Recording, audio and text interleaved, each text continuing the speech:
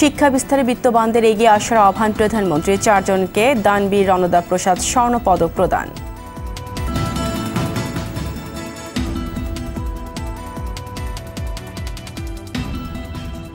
সর্বোচ্চ 211% হারে গ্যাসের দাম বাড়ানোর প্রস্তাব বিতরণ সংস্থার। এখনই দাম বাড়ানোর পক্ষে নয় সরকার, বলেন জ্বালানি উপদেষ্টা।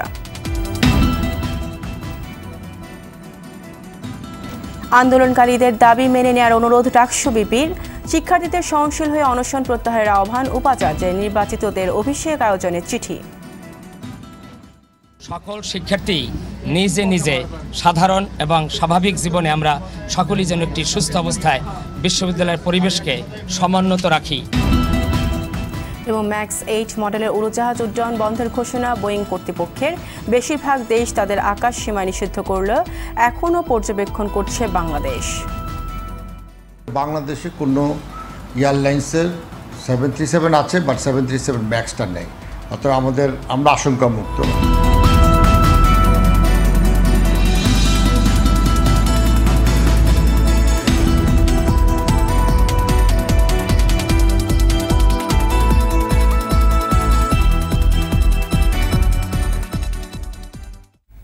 আসসালামু আলাইকুম, স্বাগত জানাচ্ছি আরটিভি সন্ধ্যার সংবাদে। শুনছিলেন মার্কেন্টাইল ব্যাংক সংবাদ শিরোনাম। পুরো সংবাদে আপনাদের সঙ্গে আছি আমি ফারিয়া শারমিন এবং আমি ফাহমিদা সালাম।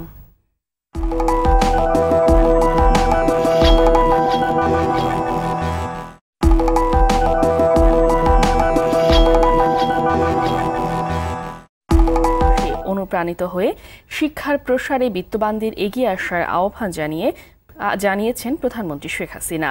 সকালে টাঙ্গাইলের মির্জাপুরের কুমুদিনী কমপ্লেক্সে রণদা প্রসাদ সাহা স্বর্ণপদক 2019-এর অনুষ্ঠানে এই আহ্বান জানান প্রধানমন্ত্রী। প্রধানমন্ত্রী বলেন, বাংলাদেশ যে উন্নয়নের পথে চলছে তা আজ দৃশ্যমান। নজরুল ইসলামের ক্যামেরায় মারুফ রেজার রিপোর্ট। দানবীর রণদা প্রসাদ সাহা স্মারক স্বর্ণপদক প্রদান ও কুমুদিনীর 86তম বর্ষপূর্তি অনুষ্ঠানে যোগ দিতে কুমুদিনী কমপ্লেক্সে আসেন প্রধানমন্ত্রী শেখ হাসিনা।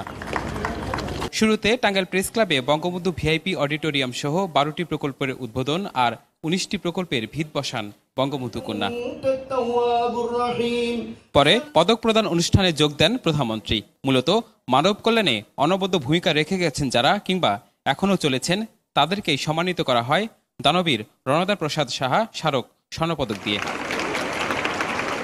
চলতি বছর এই সম্মাননা পেলেন হোসেন শহীদ সোহরাওয়ার্দী মরণোত্তর, জাতীয় কবি কাজী নজরুল ইসলাম মরণোত্তর, প্রখ্যাত চিত্রশিল্পী শাহাবুদ্দিন আহমেদ এবং নজরুল গবেষক ও জাতীয় অধ্যাপক রফিকুল ইসলাম। পরে প্রধান অতিথির বক্তব্যে রণদা প্রসাদ সাহার আদর্শে অনুপ্রাণিত হতে আহ্বান জানান সরকার প্রধান। আমি মনে করি যে আমাদের দেশের যেমন নারী শিক্ষার প্রসার ঘটানো থেকে শুরু করে মানবতার সেবার যে দৃষ্টান্ত অনুসরণ করে গেছেন, যে দৃষ্টান্ত সৃষ্টি করে গেছেন, সেই দৃষ্টান্ত অনুসরণ করার আমাদের দেশে অনেক বিত্তশালী আছে, তারাও করতে পারে। তাহলে আর আমাদের দেশে মানুষের কোনো কষ্ট থাকবে না। বঙ্গবন্ধুর সোনার বাংলা গড়তে আবারও নিজের প্রতিজ্ঞার কথা তুলে ধরেন কন্যা শেখ হাসিনা। সেই জনগণের ভালোবাসা পেয়েছি, জনগণের আস্থা পেয়েছি। ওই জনগণের সেবার জন্য আমার বাবা যে দেশ স্বাধীন করে গেছেন, আমার বাবা কি করতে চেয়েছিলেন, তার সেই কাজ, যে কাজ ছিল অসমাপ্ত, তিনি করে যেতে পারেনি, সম্পন্ন করতে পারেনি। ঘাতকের নির্মম বুলেট তাকে আমাদের মাঝ থেকে কেড়ে নিয়ে গেছে। তার সেই কাজের একটু যদি আমি করতে পারি, তাহলে আমি মনে করব যে এটাই হচ্ছে আমার জীবনের সবথেকে বড় সাফল্য। এর আগে প্রধানমন্ত্রী পদক প্রদান অনুষ্ঠানে উপস্থিত হলে মুগ্ধকর ডিসপ্লের মাধ্যমে তাকে স্বাগত জানায় ভারতের শরী হোমসের শিক্ষার্থীরা।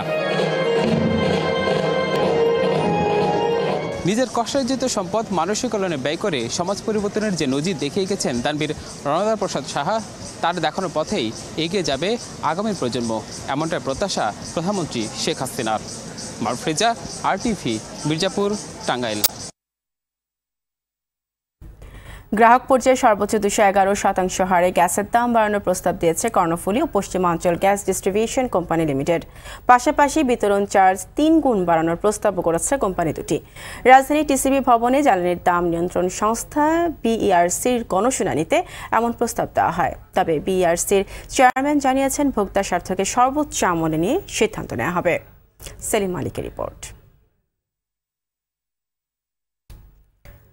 দর্শক, চলে যাচ্ছি পরবর্তী সংবাদে। এদিকে প্রধানমন্ত্রী জ্বালানি বিষয়ক উপদেষ্টা তৌফিক ইলাহি চৌধুরী বলেছেন, গ্যাসের দাম এখন না বাড়িয়ে ভোক্তাদের সুবিধা মতো আন্তর্জাতিক বাজারের সঙ্গে সমন্বয় করে ধাপে ধাপে বাড়ানোর পক্ষে সরকার। সকালে সাভারের খাগানে ব্র্যাক ইউনিভার্সিটি আয়োজিত international conference on energy and power engineering সম্মেলনে তিনি বলেন, গ্যাসের দাম বাড়ানো নিয়ে এখনও কোনো সিদ্ধান্ত হয়নি। 3 দিনের সম্মেলনে মোট 36টি গবেষণা প্রবন্ধ পড়া হবে। এতে বাংলাদেশের বিভিন্ন বিশ্ববিদ্যালয়ের 34 জন শিক্ষার্থী প্রতিনিধিত্ব করছেন। আমাদের এনার্জি রেগুলেটরি কমিশন যেটা প্রতিষ্ঠা করেছে আইনের ভিত্তিতে, তারা এটা নিয়ে আলোচনা করতেছে। বিভিন্ন কোম্পানি প্রস্তাব দিয়েছে, কিন্তু ভোক্তারাও তাদের মন্তব্য করতেছেন, তাদের অভিমত তুলে ধরতেছেন। এই দুটোর সমন্বয় করাটা হলো এনার্জি রেগুলেটরি কমিশনের দায়িত্ব। সুতরাং এখনও এই ব্যাপারটা কোনো সিদ্ধান্ত হয়নি। আন্দোলনরত শিক্ষার্থীদের দাবি মেনে নেয়ার অনুরোধ জানিয়েছেন ডাকসু নবনির্বাচিত ভিপি নুরুল হক নূর। আর শিক্ষার্থীদের সহনশীল হয়ে অনশন প্রত্যাহারের আহ্বান জানিয়েছেন ঢাকা বিশ্ববিদ্যালয়ের উপাচার্য অধ্যাপক ডক্টর মোহাম্মদ আখতারুজ্জামান। নির্বাচিতদের অভিষেক সভা আয়োজনে চিঠি দিতে বলা হয়েছে বলেও জানান তিনি। আপেল শাহরিয়ারের রিপোর্ট। অনিয়ম ও কারচুপির অভিযোগে ফের ঢাকা বিশ্ববিদ্যালয় কেন্দ্রীয় ছাত্র সংসদ ডাকসু ও হল সংসদ নির্বাচনের দাবিতে রাজু ভাস্কর্যের সামনে আমরণ অনশন করছেন 7 শিক্ষার্থী। তৃতীয় দিনের মতো চলা কর্মসূচি সমর্থনে অবস্থান কর্মসূচি পালন করছেন অন্য শিক্ষার্থীরা। দাবি হচ্ছে অবিলম্বে পুনঃতফসিল ঘোষণা করে পুনর্নির্বাচনের ব্যবস্থা করা। অনশনের জন্য হচ্ছে কি আমরা তাদের সাপোর্ট করে যাব এবং তারা অনশন চালিয়ে যাবে। এদিকে রোকে হলের সামনে অনশন করছেন 5 শিক্ষার্থী। পুনরায় হল সংসদ নির্বাচন ও প্রভোস্টের পদত্যাগ সহ 4 দফা দাবিতে বুধবার রাত থেকে অবস্থান নেন তারা। নিরাপত্তা দিতে হবে, আর আমাদের 40 জনের নামে যে অজ্ঞাতনামা মামলা করা হয়েছে ওটা হচ্ছে পার করতে হবে। সিলগালা তো উনি তো আমাদের সামনে করলেই তো পারতেন, কিন্তু উনি কি করছেন, উনি 1 ঘন্টা পরে করছেন। তো উনি প্রথমে করে দিলে পারতো না, তাহলে তো আমাদের মনে কোনো সংশয় থাকতো না। তবে টিচার্স ক্লাবে হলের প্রভোস্ট জিনাত হুদা জানান, তার বিরুদ্ধে আনা অভিযোগ সম্পূর্ণ ভিত্তিহীন। সকল ক্যান্ডিডেটদের উপস্থিতিতেই আমি নিজে ব্যালট বক্সগুলো খুলে দেখিয়েছি। প্রভোস্ট হিসাবে কোনো ছাত্রীর বিরুদ্ধে মামলা করিনি। মামলা সংক্রান্ত কোনো কাগজ নথিপত্র আমার কাছে নাই। এদিকে হলের সামনে এসে শিক্ষার্থীদের দাবির সঙ্গে একাত্মতা ঘোষণা করেন নবনির্বাচিত ভিপি নুরুল হক। ছাত্রদের দাবানল জ্বলার ওঠার আগেই আপনারা যাদের বিরুদ্ধে অভিযোগ রয়েছে তাদের বিরুদ্ধে ব্যবস্থা নেবেন এবং এই হলের প্রাধ্যক্ষের অবশ্যই পদত্যাগ করতে হবে। ডাকসু নির্বাচন পরবর্তী বিষয় নিয়ে উপাচার্যের সঙ্গে বৈঠক করেন নুরুল হক। পরে সাংবাদিকদের সঙ্গে কথা বলেন উপাচার্য। আমরা আশা করব যে আমাদের সকল শিক্ষার্থী নিজে নিজে সাধারণ এবং স্বাভাবিক জীবনে আমরা সকলেই যেন একটি সুস্থ অবস্থায় বিশ্ববিদ্যালয়ের পরিবেশকে সমুন্নত রাখি। আমরা একটি কমিটি করেছি, সেই কমিটির প্রতিবেদন পাওয়ার পর নিয়মের ব্যত্যয় ঘটছে কিনা অথবা কে অপরাধী সেগুলো চিহ্নিত করে দৃষ্টান্তমূলক শাস্তির ব্যবস্থা আইনানুগ গৃহীত হবে। Apple Shahriar, RTV, Dhaka. গ্রাহক পর্যায়ে সর্বোচ্চ 211% হারে গ্যাসের দাম বাড়ানোর প্রস্তাব দিয়েছে কর্ণফুলী ও পশ্চিমাঞ্চল গ্যাস ডিস্ট্রিবিউশন কোম্পানি লিমিটেড। পাশাপাশি বিতরণ চার্জ 3 গুণ বাড়ানোর প্রস্তাবও করেছে কোম্পানি দুটি। রাজধানী টিসিবি ভবনে জ্বালানির দাম নিয়ন্ত্রণ সংস্থা BERCর গণশুনানিতে এমন প্রস্তাব দেওয়া হয়। তবে BERCর চেয়ারম্যান জানিয়েছেন, ভোক্তার স্বার্থকে সর্বোচ্চ আমলে নিয়ে সিদ্ধান্ত নেওয়া হবে। দর্শক, সেলিম মালিকের রিপোর্ট এখন দেখুন। নতুন করে গ্যাসের দাম বাড়ানো নিয়ে 4 দিনের গণশুনানির শেষ দিনে অংশ নেয় কর্ণফুলী ও পশ্চিমাঞ্চল গ্যাস ডিস্ট্রিবিউশন কোম্পানি। শুনানিতে আবাসিকে 1 চুলা গ্যাসের দাম 1350 টাকা ও 2 চুলায় 1440 টাকা দাম বাড়ানোর প্রস্তাব দেয় কোম্পানি দুটি। এছাড়া বিদ্যমান বিতরণ চার্জ 25 পয়সা থেকে বাড়িয়ে 77 পয়সা করতে চায় কর্ণফুলী, আর 33 পয়সা থেকে বাড়িয়ে 1 টাকা করার প্রস্তাব দেয় পশ্চিমাঞ্চল গ্যাস কোম্পানি। গ্রাহক সেবার মান উন্নয়ন নিশ্চিত করার লক্ষ্যে ভারিত গড়ে প্রতি ঘনমিটার গ্যাসের বিতরণ মার্জিন 77 পয়সা নির্ধারণের বিষয়টি কমিশনের সদয় বিবেচনার জন্য কোম্পানি দুটির প্রস্তাব বিবেচনায় নিয়ে BERCর কারিগরি মূল্যায়ন কমিটি জানায়, এখনই গ্যাসের দাম বাড়ানোর যৌক্তিকতা নেই। এটা অলমোস্ট গত 3 বছরের ট্রেন্ড আমরা দেখছি যে এটা মোটামুটি ওরকমই আছে। সেই ব্যয়টার প্রতি ইউনিট প্রতি ব্যয়টাই আমরা এখানে বিবেচনা করেছি। শুনানিতে গ্যাস কোম্পানিগুলোর এমন অযৌক্তিক প্রস্তাবে জনগণকে আতঙ্কিত না হওয়ার পরামর্শ দেন বিইআরসির চেয়ারম্যান। কমিশন সম্পূর্ণ নিরপেক্ষভাবে যৌক্তিকভাবে যতটুকু প্রয়োজন শুধু ততটুকুই বিবেচনা করবে। আমি বলবো যতটুকু প্রয়োজন ততটুকুই আমার মনে হয় আপনারা প্রস্তাব করবেন, তাতে করে বিভ্রান্তিটা মনে হয় এড়ানো সম্ভব হবে। আমরা আমাদের জনগণকে আতঙ্কিত না হওয়ার জন্য বিনীতভাবে অনুরোধ করব। দাম বাড়ানোর পুরো প্রক্রিয়ার বিরোধিতা করেন ভোক্তা প্রতিনিধিরা। বলেন দাম বাড়ানো হলে দেশ অর্থনৈতিকভাবে পিছিয়ে যাবে। দুর্নীতি, অব্যবস্থাপনা এটা অব্যাহত রেখে জনগণের পকেট থেকে টাকা নিয়ে বিশেষ ব্যক্তি, কোম্পানির স্বার্থ, গোষ্ঠীর স্বার্থ, কমিশনভোগীদের স্বার্থ, এটা কিন্তু আমাদের পক্ষে দেওয়া সম্ভব হবে না। মাননীয় চেয়ারম্যান, আপনাকে বিনয়ের সাথে অনুরোধ করব, জনগণের প্রতি সামাজিক দায়বদ্ধতার প্রতি শ্রদ্ধা রেখে আপনি এটি বিবেচনা করবেন, অন্ততপক্ষে এবার যেন দাম বৃদ্ধি করা না হয়। গ্যাসের দাম কতটা বাড়ছে আগামী 90 দিনের মধ্যে তা জানা যাবে বিইআরসির ঘোষণা থেকে।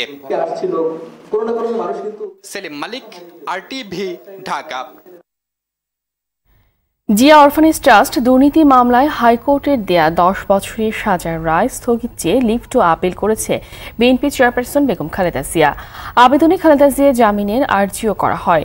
লিভ টু আপিলটি করেন আইনজীবী জয়নুল আবেদিন। তিনি বলেন, অন্যায্যভাবে সাজা বাড়িয়েছে হাইকোর্ট, যথার্থ শুনানির সুযোগ দেয়া হয়নি। এসব যুক্তিতে রায় স্থগিত ও জামিন চাওয়া হয়েছে। গেল বছরের অক্টোবরে বিচারিক আদালতে দেয়া 5 বছরের সাজা বাড়িয়ে জিয়া অরফানেজ ট্রাস্ট মামলায় বেগম খালেদা জিয়াকে 10 বছরের সাজা দেয় হাইকোর্ট।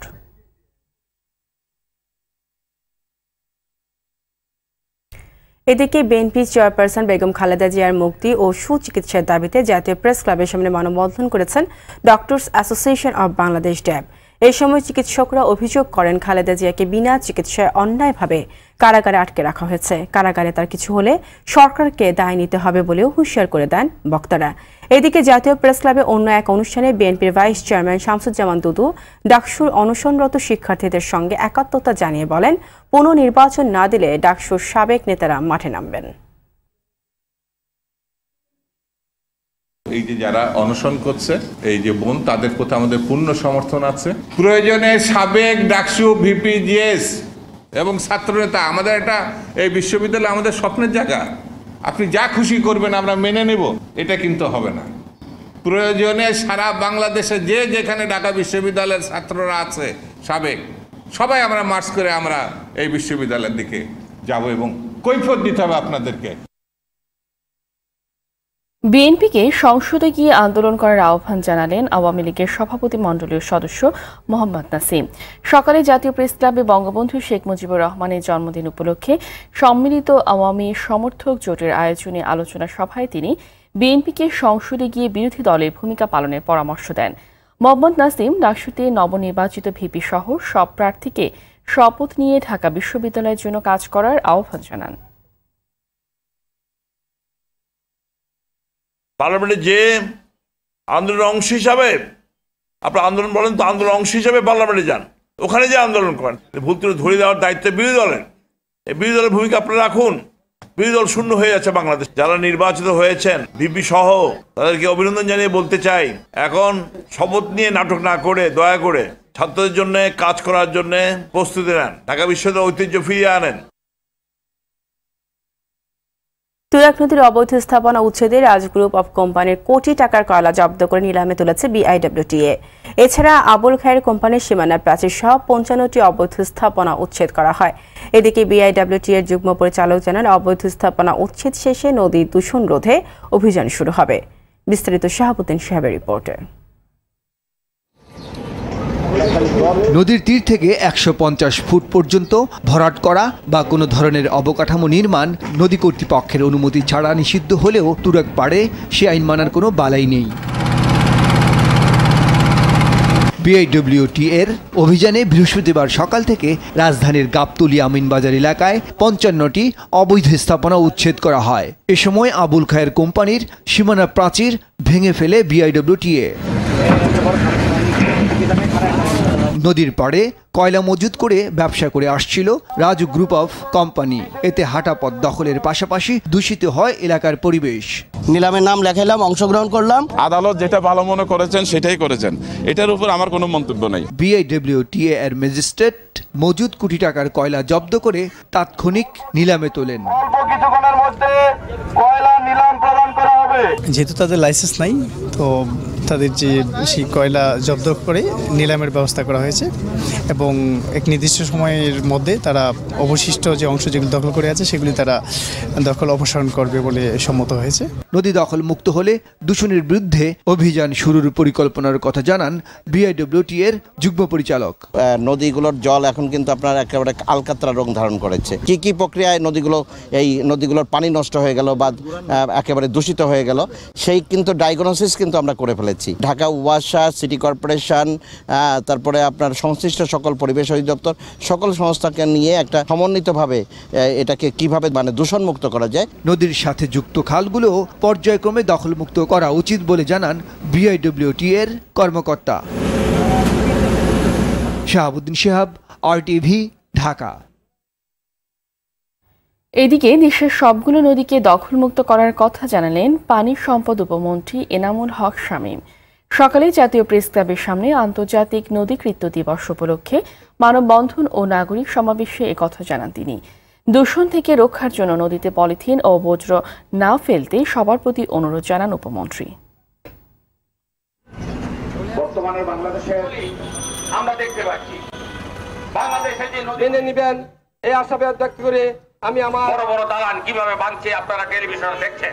আমরা পানি সম্পদ মন্ত্রণালয়ের পক্ষ থেকে সারা বাংলাদেশে পানি উন্নয়ন বোর্ডকে নির্দেশ দিয়েছি কোন কোন এলাকায় নদীগুলো দখলদারদের দখলে আছে এই মাসের মধ্যেই সেগুলোর তালিকা করে আমাদের কাছে প্রেরণ করবেন। পলিথিনটা নিয়েই নদীর মধ্যে দয়া করে ফেলবেন না।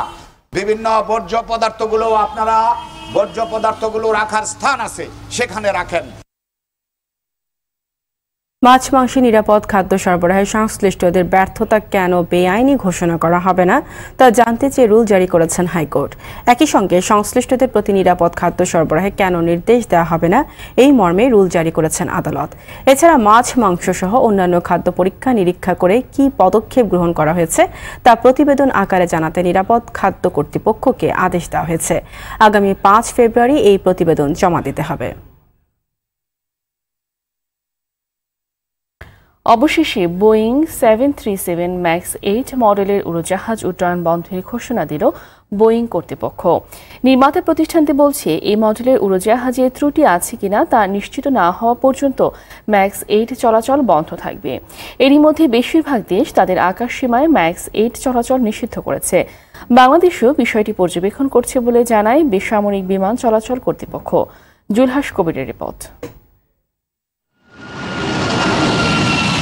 লায়ন এয়ারের উড়োজাহাজ দুর্ঘটনার মাত্র 5 মাসের মাথায় গত রোববার বিধ্বস্ত হয় ইথিওপিয়ান এয়ারলাইন্সের একই মডেলের বোয়িং 737 ম্যাক্স 8 উড়োজাহাজ।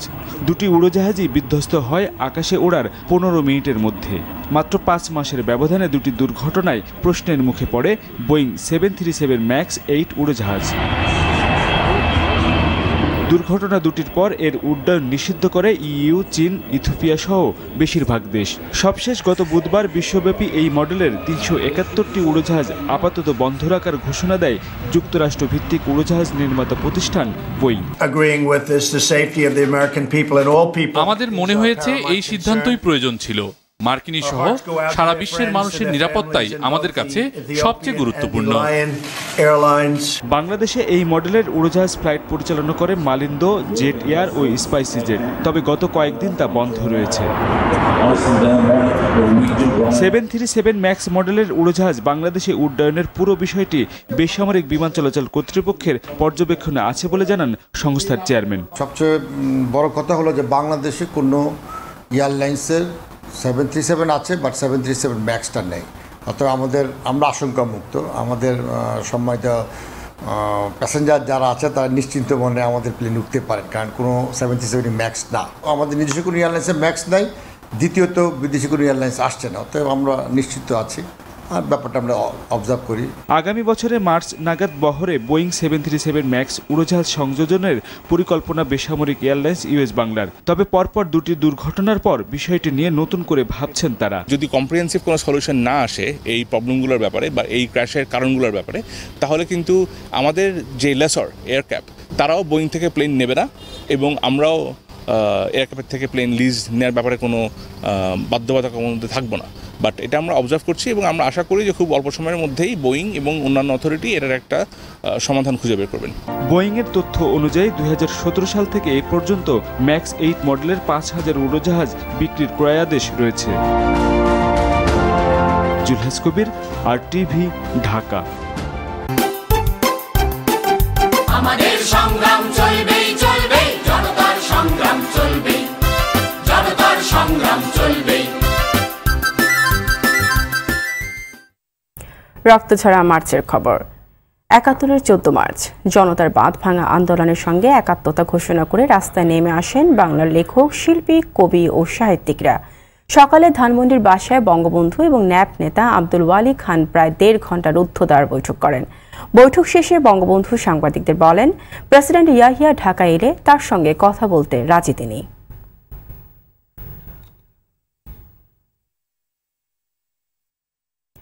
রিজার্ভ চুরির ঘটনায় ফিলিপাইনের রিজাল কমার্শিয়াল ব্যাংকিং কর্পোরেশনে আরসিবিসি নিজ দেশের জনগণকে ধোঁকা দিতেই বাংলাদেশ ব্যাংকের বিরুদ্ধে মামলা করেছে বলে মন্তব্য করেছেন আইনমন্ত্রী আনিসুল হক। সকালে সচিবালয়ে ঢাকায় নিযুক্ত জাপানের রাষ্ট্রদূত হিরোয়াসু ইজুমির সঙ্গে বৈঠক শেষে এই মন্তব্য করেন তিনি। আনিসুল হক জানান, আইনি পন্থায় আরসিবিসির বিরুদ্ধে মামলা করেছে বাংলাদেশ, সেটি মানহানিকর কিছু নয়। আরসিবিসিকে প্রধান আসামি করে গেল 1 ফেব্রুয়ারি যুক্তরাষ্ট্রের সাউদার্ন ডিস্ট্রিক্ট কোর্টে মামলার পর 6 মার্চ ফিলিপাইনের সিভিল কোর্টে বাংলাদেশ ব্যাংকের বিরুদ্ধে পাল্টা মানহানির মামলা করে আরসিবিসি। মামলাটা করাটা আমার মনে হয় যে তারা তাদের নিজেদের দেশে মানুষকে ধোঁকা দেওয়ার জন্য একটা মামলা করছে। ফিলিপিন্স সরকার, ফিলিপিন্সের সেনেটে পর্যন্ত তাদেরকে এই হ্যাকিংয়ের কারণে তাদের যে আচরণ এবং তাদের যে কন্ডাক্ট, সেই কন্ডাক্ট এর জন্য তাদের সেনেট, তাদের সরকার কিন্তু আরসিবিসিকে দায়ী করেছে। আধুনিক নাগরিক সুযোগ সুবিধা নিশ্চিত করার মাধ্যমে শহরকে নিরাপদ ও বাসযোগ্য করে গড়ে তুলতে সব নাগরিকের সহযোগিতা চাইলেন ঢাকা উত্তর সিটি কর্পোরেশনের মেয়র আতিকুল ইসলাম। রাজধানী গুলশানের একটি হোটেলে দুর্যোগ ব্যবস্থাপনা নিয়ে এক সেমিনারে এই আহ্বান জানান তিনি। ভূমিকম্প ও প্রাকৃতিক দুর্যোগ মোকাবেলায় সব নাগরিকদের প্রশিক্ষণ নেওয়ার আহ্বান জানান উত্তরের এই মেয়র। এ সময় দুর্নীতির বিরুদ্ধে জিরো টলারেন্স ঘোষণা করে ঢাকা উত্তরের বিভিন্ন সমস্যার সমাধানে দ্রুত কাজ করার কথাও জানান আতিকুল ইসলাম। আমি নগরের সেবক হিসেবে আপনাদের সাথে নির্মাণ ত্রুটির কারণে বারবার খানাখন্দ সৃষ্টি হচ্ছে দেশের প্রথম বাইলেন সড়ক সিরাজগঞ্জের হাটি কুমরুল বনপাড়া মহাসড়কে। 51 কিলোমিটার দীর্ঘ এই সড়কের অধিকাংশ স্থান সংস্কার না করায় দুর্ভোগ পোহাতে হচ্ছে সড়কে চলাচলকারী অসংখ্য মানুষকে। কর্তৃপক্ষ আশ্বাস দিলেও যথাসময়ে কাজ শেষ হবে কিনা তা নিয়ে রয়েছে সংশয়। সিরাজগঞ্জ থেকে স্টাফ রিপোর্টার সুকান্ত সেনের পাঠানো তথ্যছবিতে জানাচ্ছেন অভি ইসলাম।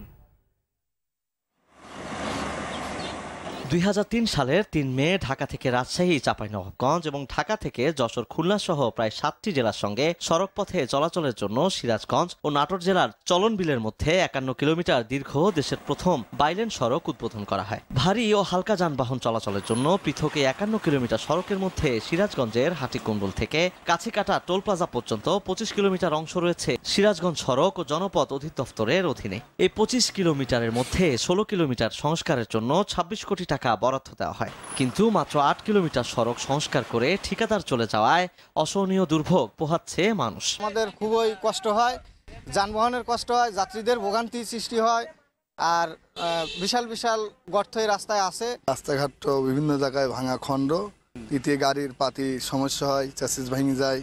রাস্তা ভেঙে ছিঁড়ে গেছে, মনে করেন যে ইটপাটকেল ফলে না, গাড়ি চলে খুবই মুশকিল হয়ে দাঁড়াচ্ছে। রাস্তার বেহাল অবস্থার কথা জানালেন হাটিকুমরুল হাইওয়ে থানার এই পুলিশ কর্মকর্তা। হাটিকুমরুল বনপাড়া বগুড়া মহাসড়কের বিভিন্ন জায়গায় খানাখন্দ সহ বিভিন্ন জায়গায় কাজ অর্ধসম্পন্ন রেখে তারা চলে গেছে ঠিকাদার। সে অনুযায়ী বিভিন্ন সময় যানজটের সৃষ্টি হয়। আমরা সড়ক ও জনপদের কাছে আহ্বান জানাবো যাতে দ্রুত রাস্তাগুলোকে মেরামত করার ব্যবস্থা করেন।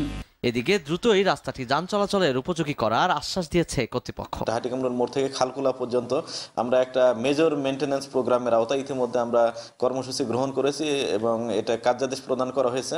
বর্তমানে কাজ চলমান আছে। শুধু আশ্বাস নয়, মানুষের দুর্ভোগ কমাতে উদ্যোগ নেবে সরকার, এমন আশা সাধারণ মানুষের। অভি ইসলাম, টিভি।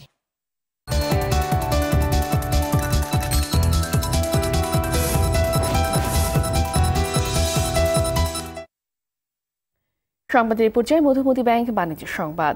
কোমল পানীয় কোম্পানি কোকাকোলার বোতলে বিকৃত বাংলা শব্দের ব্যবহার কেন অবৈধ ঘোষণা করা হবে না এবং সংশ্লিষ্টদের বিরুদ্ধে কেন শাস্তিমূলক ব্যবস্থা গ্রহণের নির্দেশ দেওয়া হবে না তা জানতে চেয়ে রুল জারি করেছেন হাইকোর্ট। বিচারপতি FRM নাজমুল আহসান ও বিচারপতি KM কামরুল কাদেরের ডিভিশন বেঞ্চ এ আদেশ দেন। একই সাথে এসব শব্দ ব্যবহার বন্ধে কেন নির্দেশ দেওয়া হবে না রুলে তাও জানতে চেয়েছেন আদালত। কোকাকোলার বোতলের গায়ে অস্থির, ফাপড়, মাথা নষ্ট, জটিল, আগুন, পিছলা, আলু ইত্যাদি শব্দ নামকরণ করে বিজ্ঞাপন প্রচার করা হয়, যা বাংলা ভাষার বিকৃতি শামিল বলে মনে করেন রিটকারী আইনজীবী।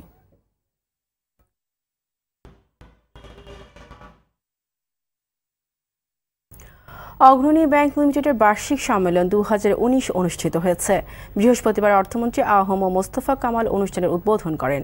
অনুষ্ঠানে বক্তারা আগামীতে অগ্রণী ব্যাংক আরও সুদৃঢ় অবস্থানে যাবে এমন আশাবাদ ব্যক্ত করেন। এই সময় বাংলাদেশ ব্যাংকের গভর্নর ফজলে কবির, অগ্রণী ব্যাংক লিমিটেডের সিইও মোহাম্মদ শামসুল ইসলাম, পরিচালনা পর্ষদের চেয়ারম্যান ডক্টর জায়েদ বক্ত উপস্থিত ছিলেন।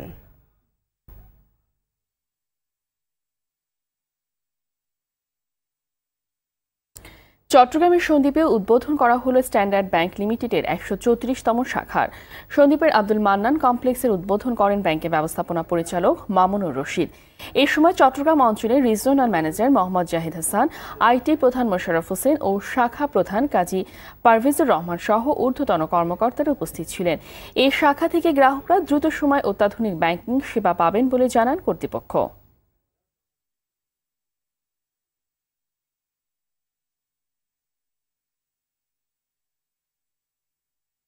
অ্যাপোলো হসপিটাল এবং রেডিয়েন্ট ফার্মাসিউটিক্যালস লিমিটেডের উদ্যোগে পালিত হলো বিশ্ব কিডনি দিবস।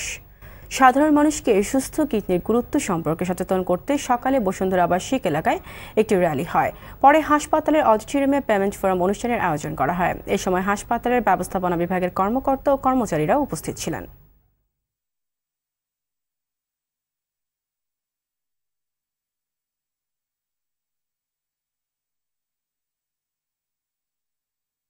কর্মক্ষেত্রের পরিবেশকে নতুন মাত্রা দিতে বাংলাদেশে যাত্রা শুরু করল বিশ্বের শীর্ষস্থানীয় অফিস ফার্নিচার নির্মাণকারী প্রতিষ্ঠান স্টিল কেস। এই উপলক্ষে সকালে রাজধানীর বনানীর শোরুমে এক সংবাদ সম্মেলনের আয়োজন করে প্রতিষ্ঠানটি। এতে বক্তারা বলেন, দক্ষিণ এশিয়ার দ্রুত বর্ধনশীল বাজারগুলোর মধ্যে বাংলাদেশ অন্যতম। তাই এই দেশে স্টিল কেস ভালো কিছু অর্জন করতে পারবেন বলে মনে করেন তারা। প্রতিষ্ঠানের দক্ষিণ এশিয়া ব্যবস্থাপনা পরিচালক প্রবীণ রাওয়াল সহ অন্যান্যরা উপস্থিত ছিলেন। তথ্যমন্ত্রী ডক্টর হাসান মাহমুদ বলেছেন, তরুণ নেতৃত্ব বিকাশের স্বার্থে ঢাকার মতো চট্টগ্রাম বিশ্ববিদ্যালয়ের ছাত্র সংসদ নির্বাচনও দ্রুত হওয়া উচিত। দুপুরে চট্টগ্রাম বিশ্ববিদ্যালয়ের রসায়ন বিভাগের সুবর্ণ জয়ন্তী অনুষ্ঠানে কথা বলেন তিনি। মন্ত্রী বলেন, ডাকসু নির্বাচনে কিছু ত্রুটির কথা স্বীকার করেছে প্রশাসন। তদন্ত কমিটির সুপারিশ অনুযায়ী এ বিষয়ে পরবর্তী পদক্ষেপ নেওয়া হবে। পর যে নির্বাচন অনুষ্ঠিত হয়েছে, এটি হচ্ছে একটি ইতিবাচক দিক এবং নেতৃত্ব বিকাশের জন্য আমি মনে করি যে ছাত্র সংসদের কোনো বিকল্প নাই। আমি আশা করব খুব সহসা চট্টগ্রাম বিশ্ববিদ্যালয়ে চাকসু নির্বাচন অনুষ্ঠিত হবে। যশোরে দ্বিতীয়বারের মতো শুরু হতে যাচ্ছে মাস্টার ক্রাফট ক্রিকেট কার্নিভাল। এ উপলক্ষে বিকেলে যশোর ঈদগাহ মাঠ থেকে বর্ণাঢ্য শোভাযাত্রা বের হয়। শোভাযাত্রাটি উদ্বোধন করেন যশোরের পুলিশ সুপার মইনুল হক। এই সময় উপস্থিত ছিলেন জেলা ক্রীড়া সংস্থার সাবেক সাধারণ সম্পাদক শফিকুজ্জামান, জাতীয় দলের সাবেক ক্রিকেটার মাহতাব নাসির পলাশ সহ অন্যান্যরা। ক্রিকেটকে আরও জনপ্রিয় করতে যশোর ক্রিকেট ডেভেলপমেন্ট এই কার্নিভালের আয়োজন করে।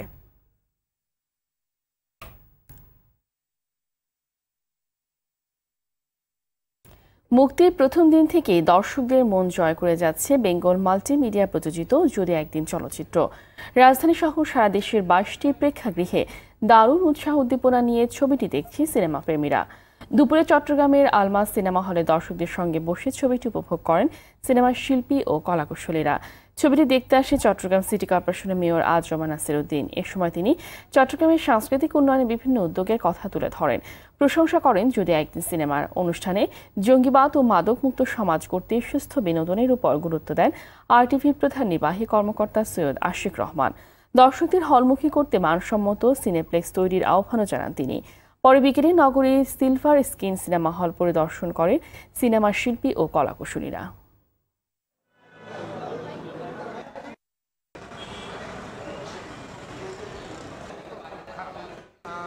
ইদানিং আস্তে আস্তে বেশ কিছু মানসম্পন্ন সুস্থ বিনোদনের সিনেমা এখন তৈরি হয়েছে, যার কারণে আবার দর্শকরা সিনেমা হলমুখী হতে শুরু করেছে। তো আমি প্রত্যাশা করব যদি একদিন এটাও জনগণের যে প্রত্যাশা সে প্রত্যাশাটা পূরণ করে সুষ্ঠু বিনোদন যদি থাকতো তাহলে মানুষ এত বেশি মাদকে কিংবা জঙ্গিবাদে জড়িয়ে যেত না। আমরা বিশ্বাস করি বাংলাদেশের যে এই সুন্দর এই শক্ত সংস্কৃতি রয়েছে, এই সংস্কৃতির সুষ্ঠু বিকাশই একমাত্র এগুলো থেকে মানুষকে ফিরিয়ে আনতে পারে, এবং সেই কারণে সেই জায়গাগুলোর জন্য যে সহযোগিতা করা দরকার, যে পরিবেশটা দেওয়া দরকার, সেটা হলো সুন্দর বিনোদন কেন্দ্র। শেষ করছি সন্ধ্যার সংবাদ। শেষ করার আগে মার্কেন্টাইল ব্যাংক শিরোনামগুলো জানিয়ে দিচ্ছি আরও একবার।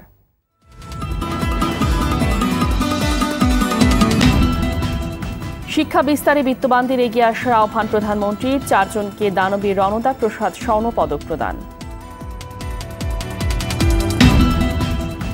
সর্বোচ্চ 211% হারে গ্যাসের দাম বাড়ানোর প্রস্তাব বিতরণ সংস্থার, এখনই দাম বাড়ানোর পক্ষে নয় সরকার, বললেন জ্বালানি উপদেষ্টা। আন্দোলনকারীদের দাবি মেনে নেওয়ার অনুরোধ ডাকসুর ভিপির, শিক্ষার্থীদের সহনশীল হয়ে অনশন প্রত্যাহারের আহ্বান উপাচার্যের, নির্বাচিতদের অভিষেক আয়োজনে চিঠি। এবং ম্যাক্স 8 মডেলের উড়োজাহাজ উড্ডয়ন বন্ধের ঘোষণা বোয়িং কর্তৃপক্ষের, বেশিরভাগ দেশ তাদের আকাশসীমায় নিষিদ্ধ করলেও এখনও পর্যবেক্ষণ করছে বাংলাদেশ। সন্ধ্যার সংবাদ এই পর্যন্তই। আরটিভির সর্বশেষ সংবাদ জানতে যে কোনো মোবাইল ফোন থেকে 24141 নম্বরে ডায়াল করুন। আর মোবাইল ফোনের সংবাদ দেখতে অ্যাপ স্টোর, গুগল প্লে বা অন্য স্টোর থেকে ডাউনলোড করুন আরটিভি অ্যাপস। এছাড়াও তাৎক্ষণিক ও বিনোদন সংবাদ জানতে বিশ্বের যে কোনো প্রান্ত থেকে ভিজিট করুন facebook.com/RTV অনলাইন এবং youtube.com/RTV ডিজিটালস। ধন্যবাদ সবাইকে। ধন্যবাদ।